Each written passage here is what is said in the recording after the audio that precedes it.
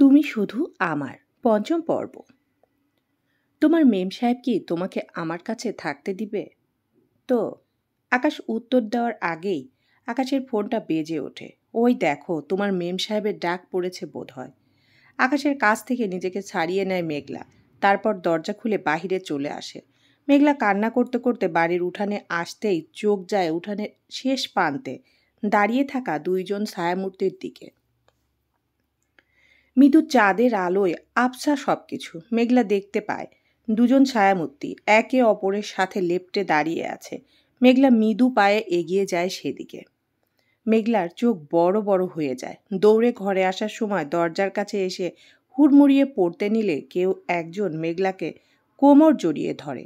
মেঘলা প্রথমে আকাশ ভাবলেও পরে বুঝতে পারে এটা আকাশের ছোঁয়া নয়। মেঘলা ঝটপট হাতটা ছড়িয়ে দেয়। রবিন দাঁত কপাটি বের করে হাসছে। মেঘলার কাছে এই রবিনের হাসিটা কেমন একটা অস্বস্তিকর মনে হয়। রবিনের পাশ কেটে যেতে নিলে রবিন আবার মেঘলাকে ডাক দেয়, মেঘ। রবিন ভাই, আপনাকে কতবার বলেছি আমাকে মেঘ বলবেন না। বারে ওই আকাশ তো বলে। আকাশ ভাইয়া আপনার চেয়ে বড়। বড়দের নাম ধরে ডাকতে নেই, জানেন না? ও সরি, আকাশ ভাইয়া এবার হয়েছে। আকাশ ভাইয়া ডাকলে কোনো সমস্যা না, আমি ডাকলে দোষ? আপনি আর আকাশ ভাইয়া এক হলেন বুঝি? তাই নাকি? হ্যাঁ তাই। বলে চলে যেতে নিলে রবিন মেঘলার পথ আটকে দাঁড়ায়। মেঘলা, তুমি আকাশ ভাইকে কেন বিয়ে করলে? মানে মানে তুমি না আমাকে ভালোবাসতে, তাহলে ওই আকাশ ভাইয়াকে কেন বিয়ে করলে? রবিন ভাই, আপনার সাথে মাথা ঠিক আছে নাকি? নাকি খারাপ হয়ে গেছে? কেন? কি বলছেন এসব? মেঘলা, তোমাকে না বলেছি আমাকে ভাই বলবা না? কথাটা বলে রবিন মেঘলার দিকে হাত বাড়ায়। শোনেননি রবিন ভাই, আমি মোটেও আপনাকে। মেঘলার কথাটা বলতে গিয়েও কারো গলা ঝাড়ার আওয়াজ শুনে থেমে যায়। মেঘলা পিছন ফিরে তাকাতেই দেখে দু হাত বুকের কাছে ভাঁজ করে দেয়ালের সাথে হেলান দিয়ে দাঁড়িয়ে চোখ বড় বড় করে মেঘলা আর রবিনের দিকে তাকিয়ে আছে আকাশ। মেঘলা আকাশের দিকে তাকাতেই মেঘলার গলা পর্যন্ত শুকিয়ে যায়। আকাশ মেঘলাকে কিছু বলতে যাবে তার আগে আকাশ বলতে শুরু করে, হয়ে গেছে তোমাদের গোপন কথা। না মানে আসলে এত রাতে ঘর ছেড়ে বর ছেড়ে যখন অন্য কোনো মেয়ে তার নাগরের সাথে ঢলাঢলি করতে আসে, তখন তাকে কোন শ্রেণীর মেয়েদের সাথে তুলনা করা হয় জানিস? মেঘলার দিকে তাকিয়ে রবিন কিছু একটা বলতে যাবে, তার আগে আকাশ রবিনকে ধমকিয়ে থামিয়ে দেয়। অনেক সাহস বেড়ে গেছে তোর, তাই না? সেদিনের পেটানির কথা ভুলে গেলি নাকি আবার মনে করিয়ে দিতে হবে? না। রবিন মাথা নিচু করে উত্তর দেয়। তাহলে যা, হা করে দাঁড়িয়ে আছিস কেন? ধমকে পাঠিয়ে দেয় রবিনকে। রবিন মাথা নিচু করে সেখান থেকে একরকম পালিয়ে যায়। আকাশ মেঘলার কাছে গিয়ে মেঘলার হাত চেপে ধরে। তোর কলিজা আসলে অনেক বড় হয়ে গেছে, না হলে আমি থাকা অবস্থায়। কি আর বলবো তোকে, আসলেই তো সাহসের তারিফ করতে হয়। তুমি just keep your mouth shut. Meghla আর কিছু বলে না। আকাশও কথা বাড়ায় না। মেঘলাকে টেনে ঘরে নিয়ে নে বিছানায় শুয়ে দিয়ে লাইট অফ করে দেয়। মেঘলা চুপচাপ শুয়ে আছে। কিছুক্ষণ পর আকাশ বিছানায় এসে ধপ করে উল্টো দিকে ঘুরে শুয়ে পড়ে। মেঘলা আকাশের কাছে এমনটা আশা করেনি। সে ভেবেছিল আকাশ হয়তো রাগের মাথায় কিছু একটা করে বসবে, হয়তো জোর করবে আগের মতো, কিন্তু আকাশ শান্ত হয়ে অন্যদিকে ফিরে আছে। অনেকক্ষণ অন্য পাশ ফিরে শুয়ে আছে, কিন্তু ঘুম আসছে না। বলতে গেলে উঠানে এমন কিছু দেখার পর থেকে মেঘলার মাথা কাজ করছে না। কবে এত কিছু ঘটে গেছে দুজনের মাঝে, তা মেঘলা কেন সবার তো হয়তো অজানা, কিন্তু যা ঘটেছে তা কি ঠিক? ফুপি কি মানবে? এমন হাজারো চিন্তা মাথায় ঘুরছে মেঘলার। মেঘলা বার কয় চেষ্টা করেও আকাশকে কিছু একটা বলতে পারেনি। এবার মেঘলা শোয়া থেকে উঠে বসে, আকাশের উপর ঝুঁকে পড়ে দেখার জন্য আকাশ ঘুমিয়েছে কিনা। আকাশ ঘুরে যায়। মেঘলা হুমড়ি খেয়ে আকাশের গায়ের উপর পড়ে যায়। আকাশ মুচকি হেসে মেঘলার দিকে তাকায়। মাঝরাতে এক অসহায় ছেলে পেয়ে বেশ তো ঝাঁপিয়ে পড়েছিস। ঘরে তোর বাবা ভাই নাই নাকি? মানে মানে আমি একটা ছেলে মানুষ, একা ঘরে, আমার উপর। আকাশ কথাগুলো বলে দাঁত কেলিয়ে হাসি দেয়। আমার বয়েই গেছে তোমাকে, ছি ছি, আপনি আসলেই খুব খারাপ। মেঘলা রাগে ফসফস করতে করতে উঠতে নিলে আকাশ মেঘলার মাথাটা তার বুকের সাথে চেপে ধরে রাখে। আকাশ মুচকি হাসি দিয়ে জবাব দেয়, তোর ছোটবেলার স্বভাব আর গেল না। মানে ওই যে তুই মাঝে মাঝে আমাকে তুমি থেকে আপনি সব মিলিয়ে গুলিয়ে আমার উপর, মানে ওই আর কি। ধুর মেঘ। হুম, কিছু বলবি? এবার মেঘলা বেশ চিন্তায় পড়ে যায়। আকাশকে বলবে কিনা কথাগুলো, আকাশকে বলা ঠিক হবে কিনা তা ওর মাথায় ঢুকছে না। তখন মেঘলার কান্না করতে করতে ঘরের বাইরে আসতেই চোখ যায় উঠানের শেষ প্রান্তে দাঁড়িয়ে থাকা দুইজন ছায়ামূর্তির দিকে। মৃদু চাঁদের আলোয় সব কিছুই মেঘলা দেখতে পায়। দুইজন ছায়ামূর্তি একে অপরের সাথে লেপ্টে দাঁড়িয়ে আছে। মেঘলা এগিয়ে যায় সেই দিকে। একটু এগিয়ে মেঘলার কাছে ছায়ামূর্তি দুটো একটু একটু করে স্পষ্ট হতে থাকে। মৃদু চাঁদের আলোতেও দুজনকে চিনতে একটুও কষ্ট হলো না মেঘলার। বৃষ্টি আর তিয়াস। তিয়াসের বুকে মাথা রেখে দাঁড়িয়ে আছে বৃষ্টি, আর তিয়াস বৃষ্টিকে শক্ত করে জড়িয়ে ধরে রেখেছে। বৃষ্টি একটু সরে আসতেই তিয়াস বৃষ্টিকে আবারও কাছে টেনে নেয়, একটা গভীর চুমু এঁকে দেয় কপালে। মেঘলা আর সেখানে দাঁড়ায় না, ছুট লাগায় ঘরের দিকে। তখন ওই রবিনের সাথেই মেঘলার দেখা হয়। তারপর উটকো ঝামেলা। আকাশ মেঘলাকে চুপ করে থাকতে দেখে। এবার আকাশ নিজেই মুখ খোলে, কি হলো তাড়াতাড়ি বল, কাল তোকে কিন্তু খুব ভোরে উঠতে হবে, নামাজ পড়তে বসতে লাগবে। মেঘলা মুখ কালো করে জবাব দেয়, হ্যাঁ কি হলো বল। আসলে ভাইয়া আর বৃষ্টিকে কাবাব মেয়ে হাড্ডি হওয়ার স্বভাব তোর কখনো যাবে না তাই না? মানে ওরা দুজন দুজনকে ভালোবাসে অনেক আগে থেকেই। কি?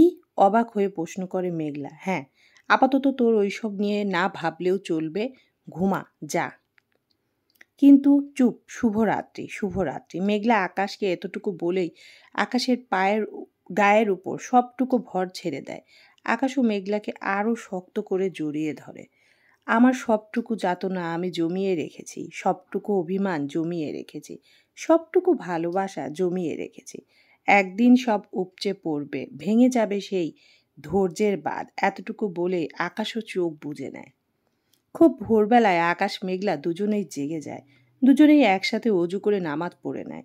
আকাশ মেঘলাকে পড়তে বসিয়ে বাহিরে চলে যায়। বরাবরই আকাশের স্বভাব সকাল সকাল ঘুম থেকে উঠে খোলা আকাশের নিচে হাঁটা। তার ফোনটা বেজে ওঠে। মেসেজ এসেছে। মেঘলা সেদিকে গ্রাহ্য করে না, আবার পড়ার মনোযোগ দেয়। কিন্তু এবার পরপর বেশ কয়েকটা মেসেজ একসাথে আসে। এবার আর মেঘলা কৌতূহল ধরে রাখতে পারে না, পড়া থেকে উঠে পড়ে, ফোনটা হাতে তুলে নেয়। একটা আননোন নাম্বার থেকে বেশ কয়েকটা এসএমএস এসেছে। মেঘলা বেশ অবাক হয়ে এসএমএসগুলো ওপেন করতেই মেঘ চমকে ওঠে। এসএমএসে কেউ একজন বেশ কয়েকটি ছবি পাঠিয়েছে। ছবিগুলো আকাশ আর জিনিয়ার, বেশ ক্লোজ পিক। সবগুলো ছবিতে দুজন বেশ কাছাকাছি, যতটা কাছাকাছি স্বামী স্ত্রীর থাকা উচিত। মেঘলা বেশ কিছুক্ষণ ওদিকে একভাবে তাকিয়ে আছে। কেন যেন মেঘলা নিজেকে বেশ শূন্য লাগছে। তবে এমন কেন লাগছে? সে তো আগে থেকেই জানতো যে আকাশ ভাইয়া আর তার মেম সাহেবের সম্পর্কটা বেশ গভীর। এতটাই গভীর যতটা গভীর হওয়ার সাধ্য মেঘলারও নেই। বলতে গেলে এতগুলো বছরেও সেই সাহস মেঘলার হয়নি। আকাশও কখনো চায়নি। মেঘলা মোবাইলটা ছুঁড়ে মারে বিছানায়। কাল রাতে যাকে এত আপন লাগছিল আজ আবার দূরে সরে গেল, অনেক দূরে, ততটা দূরে যতটা দূরে রাখলে অন্তরাত্মা শান্তি পাবে। কারো পায়ের শব্দে মেঘলা বইয়ের দিকে মনোযোগ দেয়। ঠিক মনোযোগ দেয় বললে ভুল হবে, বলতে গেলে মনোযোগ দেওয়ার ভান করে। মেঘলার দাদি রাগে ফস ফস করতে করতে মেঘলার দিকে ধেয়ে আসছে, এসে মুখের উপর মেঘলার বইটা বন্ধ করে দেয়। মেঘলা দাদির দিকে মুখ তুলে তাকায়। কিছু বলবে? হ্যাঁ গো, কেমন বই তুই? বর সকাল সকাল বেরিয়ে গেল কোথায়, তার জন্য নাস্তা পানি বানিয়ে অপেক্ষা করবি বরের জন্য। সে যখন বাড়ি ফিরবে তার মুখের সামনে তুলে ধরবে, তা নয় বইয়ে মুখ গুজে বসে আছিস। না জানি কত বিদ্যাধারী হয়েছিস তুই। আকাশ ভাইয়াকে ব্রেকফাস্ট দেওয়ার জন্য আম্মু আছে, বোনেরা আছে, সবচেয়ে বড় কথা তুমি আছো। আমি না থাকলেও চলবে দাদি। বেয়াদব মেয়ে, স্বামীকে ভাই বলে কেডায় ডাকে। আর আর স্বামীকে সোহাগ না করলে স্বামী সোহাগ পাইবি তুই? হু হু, তোমার নাতি যাকে সোহাগ করে শান্তি পাবে তাকেই করুক, আমি কিছু বলবো না। এ কেমন কথা? হ্যাঁ, কেমন বউ তুই? আমি বউ? শুধু বিয়ে করলেই কি বউ হওয়া যায়? কী সব বলিস তুই? ঠিকই বলছি দাদুমণি। যেমন সব প্রেম ভালোবাসা হয় না, তেমন সব বিয়েতেও স্বামী স্ত্রী হওয়া যায় না। দাদি মেঘলার দিকে অপলক তাকিয়ে থাকে। মেঘলার চোখ ছলছল। দিদুনের চোখে এটা এড়ায় না। মেঘলার বিষয়টা যতটা স্বাভাবিক ভেবেছিলেন, ব্যাপারটা ততটা স্বাভাবিক নয়। উনি মেঘলাকে কিছু একটা বলতে গিয়েও থেমে যান। আকাশ এলে দুজনকে নিয়ে একসাথে বসবেন উনি। এদিকে আকাশকে ছাড়া কোথাও কিছু নেই, কেউ নেই। আকাশ ছাড়া জিনিয়া ভালো নেই। আকাশ বাড়িতে না থাকায় বড় ভাবি আর জিনিয়ার সুবিধা হয়েছে রহিমা বেগমের মন গলাতে। আপাতত তিনি পণ করেছেন ওই মেয়েকে আর বাড়িতে তুলবেন না। আকাশও যদি বাড়িতে ফিরিয়ে আনতে চায়, তবে তিনি সোজা বলে দিবেন, হয় এই মেয়ে বাড়িতে থাকবে, না হয় আমি। জিনিয়া ও আকাশের বড় ভাবি ও ভাই তিনজন একসাথে প্রায় ভোরের দিকে বের হয়েছিল কাজে। বেরিয়েছিল তিনজনেই, যদিও আরও পরে বেরোনোর কথা ছিল, তবে জিনিয়া আর অপেক্ষা করতে চাইছিল না, তাই সকাল সকাল বেরিয়েছে দুজন। রহিমা বেগম তিনজনের জন্য চা বানিয়ে এনে সোফার টেবিলটাতে রাখে। আকাশের ভাবি আর জিনিয়ার মুখে কেমন খুশির ঝিলিক লক্ষ্য করেছেন রহিমা বেগম। তবে কেমন মুখ কালো করে রেখেছে রহিমা বেগমের বড় ছেলে তমাল। তিনি তিনজনকে উদ্দেশ্য করে প্রশ্ন করেন, এত সকাল সকাল কোথায় গিয়েছিলে তোমরা? শাশুড়ির প্রশ্নের উত্তর দেয় আকাশের বড় ভাবি, একটু বাহিরে গিয়েছিলাম। আসলে তো জিনিয়া বাংলাদেশে প্রথম এসেছে, তাই একটু ওকে সকালের আবহাওয়া দেখাতে নিয়ে গিয়েছিলাম আর কি। ও, আকাশের বড় ভাই মুখটা কালো করে সোফায় হেলান দিয়ে চোখ বুজে আছে। রহিমা বেগম এবার তার ছেলেকে প্রশ্ন করে, কি হয়েছে? আসলে মা, ওর একটু মাথা ব্যথা করছে, জবাব দেয় দিবা। ও আচ্ছা। রহিমা বেগম চলে যেতেই জিনিয়া এবার নিজের বোনের দিকে ঘুরে বসে। আপি, তুমি ওই মেঘলার নাকি মেঘ, ওদের বাড়ি চেনো? একবার গিয়েছিলাম, তবে অত মনে নেই। ও আচ্ছা, কেন? কেন আবার যেতাম একবার আকাশের কাছে, আই মিন মেঘলাকে দেখতে। কথাটা বলে জিনিয়া হেসে দেয়। আমি না চিনলে কি হবে, তোর দুলাভাই তো চেনে, তোর দুলাভাই নিয়ে যাবে আমাদের। কথাটা বলে জিনিয়া আর দিবা দুজনেই আকাশের বড় ভাইয়ের দিকে তাকায়। আকাশের বড় ভাই চুপচাপ দুজনের দিকে তাকিয়ে আছে। কি হলো, বলো, নিয়ে যাবে না? তমাল একটু বিরক্ত হয়েই বলে, তোমরা আবার সেখানে কেন যাবে? আকাশের জন্য, জিনিয়া বলল। দিবা বলে, তোমার এত কথা কিসে? নিয়ে যেতে বলেছি, নিয়ে যাবে, ব্যাস। কথাটা বলেই আকাশের বড় ভাবি ঘরের দিকে পা বাড়ায়। তখনই পেছন দিকে তমাল হঠাৎ করে বলে ওঠে, না মানে, এভাবে হঠাৎ করে মামার বাসা যাওয়া কি ঠিক হবে? কেন হবে না? আমরা গিয়ে বলবো মামাকে দেখতে এসেছি, আর সাথে এটাও বলবো বাড়ির নতুন বউকে নিতে এসেছি। যদিও ওই মিডিল ক্লাস মেয়েটা ফিরবে বলে মনে হয় না, তবুও বেশ মজা হবে কিন্তু। কথাগুলো বলে দিবা হাসতে শুরু করে, আর জিনিয়াও হাসে। তবে তমালের মুখে হাসি নেই, আসলেই নেই। খুব ছোটবেলা থেকে মামার সাথে তমাল, তিয়াস, আকাশের সম্পর্কটা ছিল আলাদা। আকাশ হওয়ার বেলায় তমালের খুব ইচ্ছা ছিল বোন হবে, তবে ভাই হলো। তিয়াসের বেলায়ও একই ঘটনা ঘটে। মন খারাপ দেখে কে? তারপর যখন মেঘলা হলো, তখন মামা তমালের কোলে মেঘলাকে তুলে দিয়ে বলেছিল, এই নে তোর বোন, পুতুল বোন। তুই কিন্তু বড়, বোনকে সবসময় দেখে রাখবি। আমার পরেই তো তুই এই বাড়ির বড় ছেলে। কথাগুলো মনে হতেই তমালের চোখ মুখ আরও কালো হয়ে আসে। মামা ছাড়া ওরা যে বড্ড অসহায়। কোথায় আমার উচিত ওদের পাশে দাঁড়ানো, তা নয়। তমাল না চাইতেও দিবা তমালকে একরকম জোর করেই মেঘলাদের বাড়ি নিয়ে যায়। এদিকে আকাশকে নিয়ে এ বাড়ির সবাই বেশ চিন্তায় পড়ে গেছে। সেই সকালে ছেলেটা হাঁটতে বেরিয়েছে, অথচ এখনো ফেরেনি। তবে মেঘলা সেসবের মধ্যে নেই। সে একবারও ঘরের বাইরে পা রাখেনি। প্রায় বেশ কিছু সময় পর আকাশ বাড়ি ফেরে। বলে তার নাকি কোন এক ছোটবেলার বন্ধুর সাথে দেখা হয়েছিল, তাই দেরি হয়ে গেল। মেঘলা না চাইতেও তাকে আকাশের কাছে যেতে হয়। জোর করে আকাশকে পানি আর তোয়ালে এগিয়ে দেয়। আকাশ মেঘলাকে দেখে রাগে যায়। কাল দিন পর তোর পরীক্ষা, তুই এখন এসব করে বেড়াচ্ছিস? হুঁ, করছি তো। আমাদের বর বউ খেলার বরের সেবা যত্ন করছি। মানে? দিদুন বলেছে তাই? ও, আমি ভাবলাম, যাই হোক, অনেক সেবা যত্ন করেছিস। এখানে বৃষ্টি বর্ষা সবাই আছে, তুই গিয়ে পড়তে বস। মেঘলার দাদি এ কথায় কিছুই বলতে গিয়েও চুপ হয়ে যায়। অনেক কিছুই তার বলতে ইচ্ছে করছে, কিন্তু পারছে না। এদিকে মেঘলা ঘরে যেতে নিলে বাড়ির কলিং বেলটা বেজে ওঠে। মেঘলা দরজার দিকে যেতে নিলে আকাশ উঠে যায় আমি দরজা খুলতে। আকাশ দরজা খুলে একটু সরে দাঁড়াতে কেউ একজন আকাশকে জড়িয়ে ধরে। মেঘলা তা দেখে ঘরের ভিতরে চলে যায়। এদিকে মেঘলার দাদির চোখ দুটো রসগোল্লার মতো করে সেদিকেই তাকিয়ে আছে। তার আদরের নাতিকে তার বউয়ের সামনে একটা অন্য মেয়ে ছেলে জড়িয়ে রাখে, তাহলে এটাই আসল ব্যাপার। আকাশ হঠাৎ করে জিনিয়াকে দেখে একরকম অবাক হয়ে যায়। তার উপর এমন অদ্ভুত কাণ্ড দেখে এবার তো বেশ লজ্জা করছে আকাশের। আকাশ জিনিয়াকে ঠেলে নিজের থেকে সরিয়ে দেয়। এতে জিনিয়া রেগে গেলেও নিজেকে সামলে নেয়। এমন কেন করলে? তোমাকে বলেছি না এমনভাবে যেখানে সেখানে আমাকে হাক করবা না। তুমি তো জানোই তোমাকে বেশি দিন না দেখলে। মেঘলা দাদি দুজনকে মাঝখানে থামিয়ে দেয়। আকাশকে জিনিয়ার সামনে থেকে সরিয়ে দিয়ে নিজে সেখানে দাঁড়িয়ে যায়। জিনিয়ার দিকে তাকিয়ে প্রশ্ন ছুঁড়ে মারে, তুমি কে? তোমাকে তো চিনলাম না, আগে তো কখনো দেখিনি।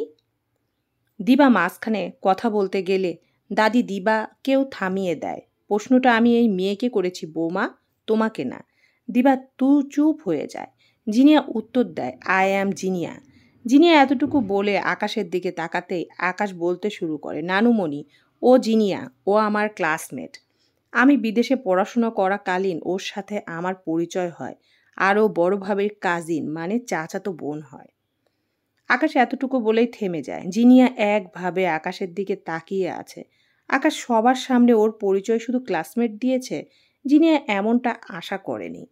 মেঘলার দাদি গাল ভরে জবাব দেয়, বিদেশ গিয়ে এমন বিদেশি মেম সাহেব বন্ধু বানিয়েছ? কই, আমাকে তো বলনি। কিছু না আসলে নানু, মানে হয়েছে হয়েছে। নানু ভাই, বাইরে থেকে এসেছো তো জামা কাপড় ছেড়ো, ঘর থেকে বউকে ডেকে নিয়ে এসো। নতুন নতুন বিয়ে করেছো, এখন তো বয়স বউয়ের সেবা যত্ন আদর সোহাগ নিবে। বউ পুরান হয়ে গেলে কিন্তু এত আদর যত্ন পাবে না। কথাগুলো বেশ জোরে জোরেই বললেন মেঘলার দাদি আকাশকে। আকাশ কথাগুলো শুনে ঘরের দিকে যেতে নিলে জিনিয়া আবারও আকাশের হাত চেপে ধরে। আকাশ, আমি এসেছি তোমার কাছে, একটু বসবে না? জানতে চাইবে না আমি কেমন আছি? জিনিয়া কথাগুলো বলে আকাশের দিকে তাকিয়ে থাকে, কিন্তু আকাশে সেদিকে গ্রাহ্য না করে ঘরে চলে যায়। আকাশ দরজার কাছে গিয়ে বেশ অবাক হয়। দরজাটা ভিতর দিক থেকে বন্ধ, আর নক করলেও কেউ দরজা খোলে না। আকাশ আবারও ধাক্কাতে থাকে। এবার মেঘলা সাড়া দেয়, দাদুমণি, বললাম না আমার সময় নেই, আমি নিচে যাব না। তোমার নাতির কি লাগবে না লাগবে সেসব দেখার জন্য মানুষ চলে এসেছে। আমাকে আর তার কোনো প্রয়োজন নেই। আকাশ মেঘলার কথায় কিছুটা অবাক হলেও পরে বুঝতে পারে মেঘলা কেন এরকম করছে। এবার আকাশ আরও বেশি জোরে ধাক্কাতে থাকে। মেঘলা রাগে গজ গজ করতে করতে দরজা খুলতেই আকাশকে দেখতে পায়। আকাশকে দেখে যেন তার সমস্ত রাগ নিমিষেই শান্ত হয়ে যায়। কিছু বলবেন? হ্যাঁ, ভিতরে যাব, ফ্রেশ হব। ও, আগে বললেই হতো। আমি তো ভাবলাম বান্ধবীকে দেখে সব ভুলে গিয়েছেন। আকাশ একটু মেঘলার দিকে তাকায়, তারপর মুখ বাঁকিয়ে টাওয়ালটা নিয়ে ওয়াশরুমের দিকে চলে যায়। হ্যাঁ, ভুলেই তো গিয়েছি, তোর নামটাও ভুলে গিয়েছি। আচ্ছা তুই কে বল তো? আমার না কিছুই মনে পড়ছে না। কথাটা বলে আকাশ দাঁত বের করে হেসে দেয়। এদিকে জিনিয়া, দিবা আর তমাল প্রায় ঘন্টা দুয়েক ড্রয়িং রুমে বসে বসে মেঘলার মা আর দাদির সাথে বকবক করেই যাচ্ছে। আকাশ বা তিয়াস দুজনের কেউই একবারের জন্য বাহিরে আসেনি। এদিকে জিনিয়া আকাশের কাছে যেতে চাইলেও দাদি জিনিয়াকে আবারও সেখানে বসিয়ে দেয়। দিবা ও নানি শাশুড়ির মুখের উপর কিছু বলতে পারছে না, কারণ রহিমা বেগম মা অন্তপান। ভদ্রমহিলার কানে যদি মায়ের ব্যাপারে কোনো কথা যায়, উনি নিমিষে রুদ্রমূর্তি রূপ ধারণ করবেন। অবশেষে তিনজনেই বাড়ি থেকে বেরিয়ে যায়, আর তমাল চলে যায় যে ছবিগুলো এডিট করা হয়েছিল জিনিয়া সেন্টার থেকে সেই বিল পেমেন্ট করতে। তমালের মনে মনে বেশ অপরাধ বোধ কাজ করছে। কেন করলো এমন সে? কেনই বা ওই অসহায় মেয়েটার জীবনটা এভাবে? না না, ঠিক হচ্ছে না এটা। তবে তার কিছুই করার নেই। এদিকে সারা দিন মেঘলা বইয়ের পাতায় মুখ গুজে আছে, আর আকাশ কখনো মোবাইল বা কখনো মামার পুরনো বইয়ের পাতায় চোখ বুলাচ্ছে। মেঘলাও আকাশের দিকে মুখ তুলে তাকাচ্ছে না, আর আকাশও। অবশেষে মেঘলার এমন ব্যবহারে আকাশ বেশ বিরক্ত হয়। হাতে একটা সিগারেট নিয়ে ঘরের মধ্যেই জ্বালায়। বলতে গেলে মেঘলাকে দেখিয়ে দেখিয়েই। মেঘলা স্মোক করা একদম পছন্দ করে না। মেঘলা ঘাড় বাঁকিয়ে আকাশের দিকে চোখ রাঙিয়ে তাকালেও আকাশের সেদিকে গ্রাহ্য করে না। এবার মেঘলা বইপত্র নিয়ে সেখান থেকে উঠে চলে যায়। সিগারেটের ধোঁয়া তার একদম সহ্য হয় না, আর এদিকে আকাশ ডুব দেয় অতীতের পাতায়। চলবে ইনশাআল্লাহ।